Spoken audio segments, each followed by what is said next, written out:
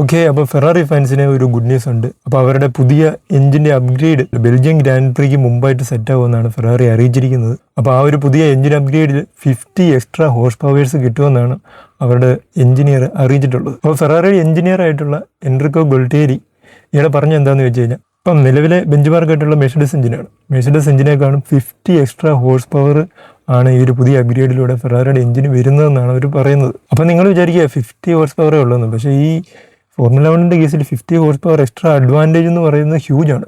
Formula 1 is all about speed. Minute ആയിട്ടുള്ള ഒരു extra advantage പോലും ഇവർക്ക് വലിയൊരു കോൺട്രിബ്യൂഷനാണ്.